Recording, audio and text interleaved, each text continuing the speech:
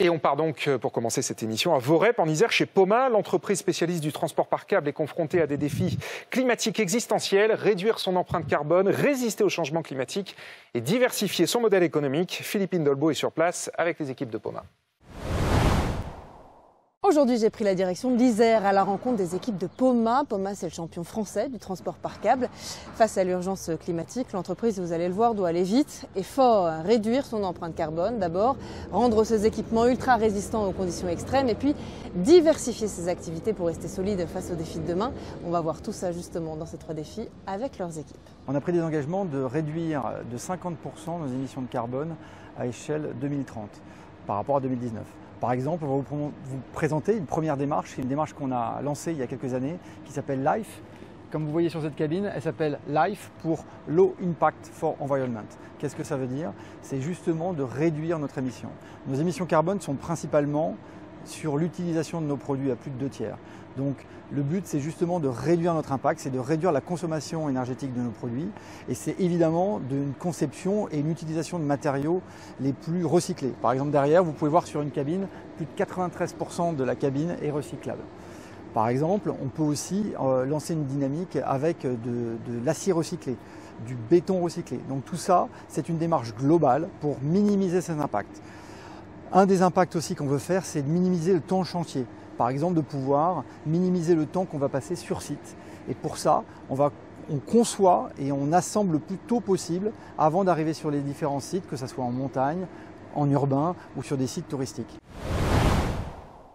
Bonjour Fabien Fédy. Bonjour. Merci de nous avoir accueillis sur votre site en Isère, à Voreppe. Vous êtes le président de Poma. Vous nous avez rejoint aujourd'hui sur le plateau de BFM Climat pour qu'on vous aide à avancer. Et c'est Clara Benedini à vos côtés qui va s'en charger. Bonjour Clara. Bonjour. Manager chez Carbone 4. Clara, on rentre dans le vif du sujet. Comment est-ce que vous pouvez aider Fabien à réduire ses émissions indirectes? On a bien vu que c'était ça le cœur du sujet, c'est 2/3 de son bilan carbone.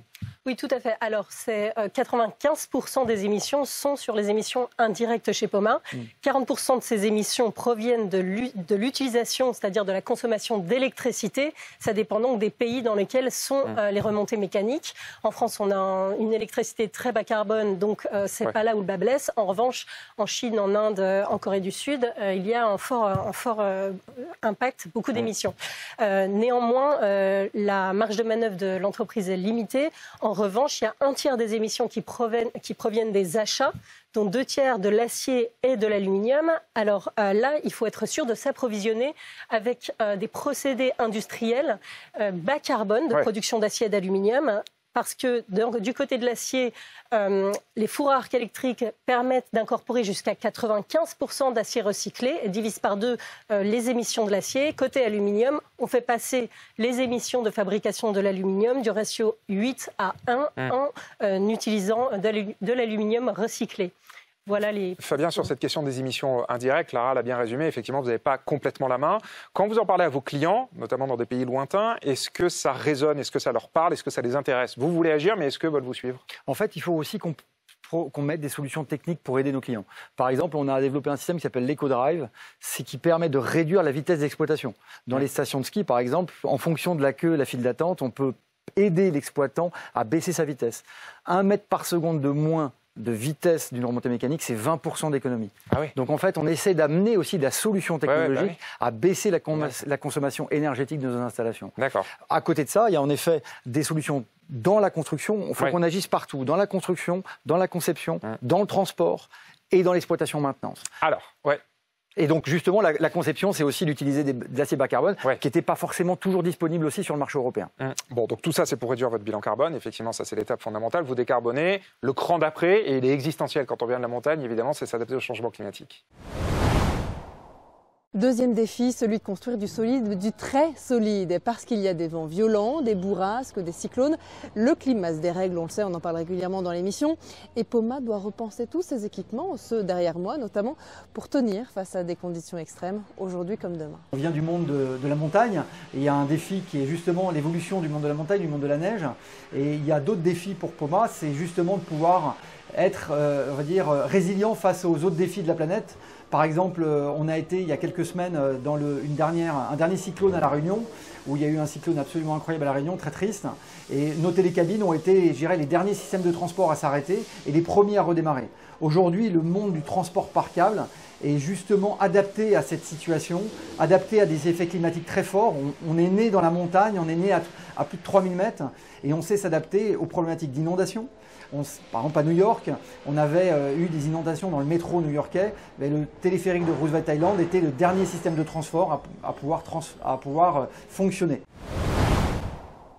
Alors Clara, sur cette question d'adaptation, c'est quoi le transport par câble qui résistera au climat de demain, aux aléas de plus en plus fréquents, de plus en plus violents?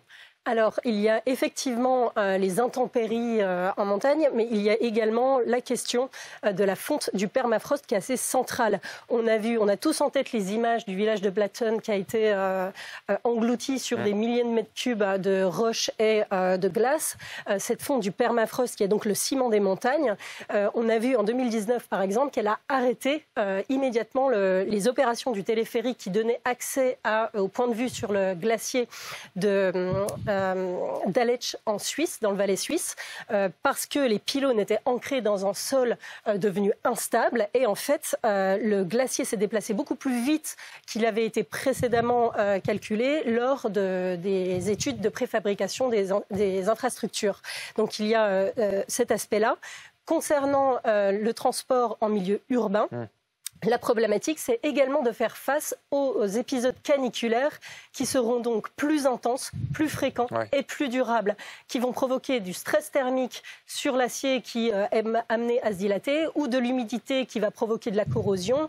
Et on a vu, par exemple, dans la ville de Toulouse, que le téléphérique a été arrêté pendant plusieurs heures parce que le système informatique s'est mis en surchauffe, donc en mode sécurité, ce qui a arrêté les opérations. Mais ça, enfin, vous êtes à Toulouse d'ailleurs? Oui, on a un téléphérique urbain à Toulouse qui marche toute l'année. Ok, d'accord.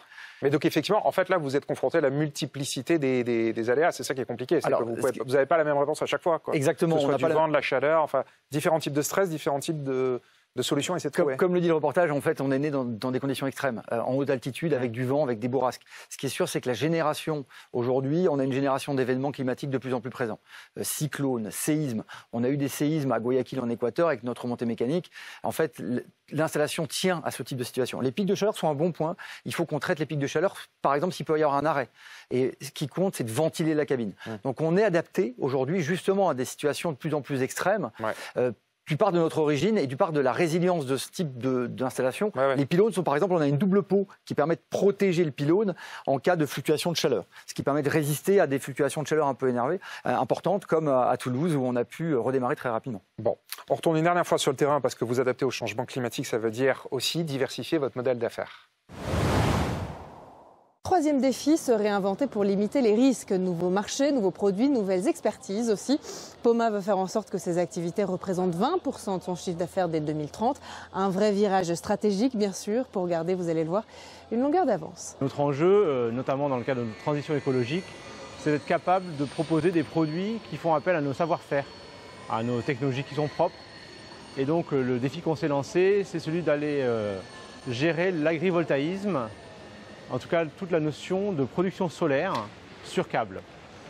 En fait, on a un différenciateur fort qui est le fait de pouvoir franchir, de pouvoir passer au-dessus des choses, et on a décidé de l'appliquer à la production solaire, ce qui ouvre des perspectives sur des plateformes logistiques, sur des canaux et, comme je le disais pour démarrer, sur des champs. Alors, Clara, pour conclure, est-ce que Poma a raison de vouloir se diversifier? Et si oui, quel marché vous semble le plus prometteur? Alors, c'est une question absolument centrale dans un monde qui va changer, de se diversifier. La question du bon modèle d'affaires face à un monde qui se transforme, c'est de se dire, est-ce que mon portefeuille de produits et de services est pertinent dans un monde qui doit absolument diminuer drastiquement ses émissions de gaz à effet de serre et par ailleurs dont les ressources sont limitées. Les câbles, le transport par funiculaire dans les villes, la question qui se pose, c'est de savoir est-ce que le funiculaire offre un transport par rapport aux autres moyens de transport qui a l'empreinte carbone, l'empreinte environnementale la plus basse possible. En ce qui concerne le tourisme et de manière générale tous les projets, il convient de faire des analyses pour savoir s'ils respectent les limites physiques planétaires et donc potentiellement renoncer à certains projets, typiquement Ski Dubaï qui consiste à faire une bulle de neige dans un milieu par ailleurs désertique.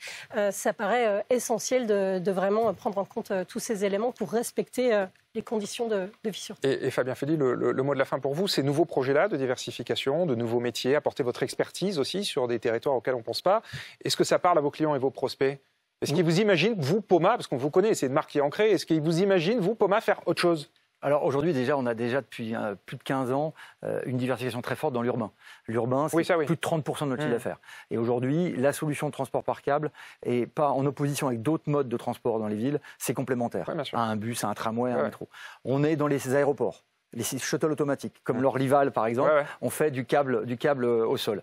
On est dans les funiculaires, dans les ascenseurs inclinés, et on a une diversification aussi, par exemple, dans les capsules de roues. On a fait la roue de Londres, on a fait la roue de Dubaï. Le London Eye, d'accord. Le London Eye, c'est des capsules de Poma.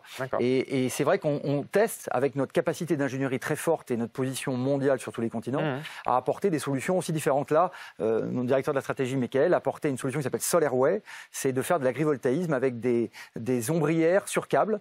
C'est une diversification. On veut mettre 20% de notre chiffre d'affaires dans les 10 prochaines années sur cette diversification. Et je dirais, il n'y a pas de limite au sens où on est une société d'ingénierie qui maîtrise justement les risques et qui maîtrise son export. Bon, et c'est déjà là, effectivement, c'est déjà enclenché. Ce sera le mot de la fin. Merci à tous les deux, c'était passionnant. Merci Fabien Fely de Poma et Clara Benedini pour vos conseils de Carbone 4. Allez, on a parlé du transport par câble.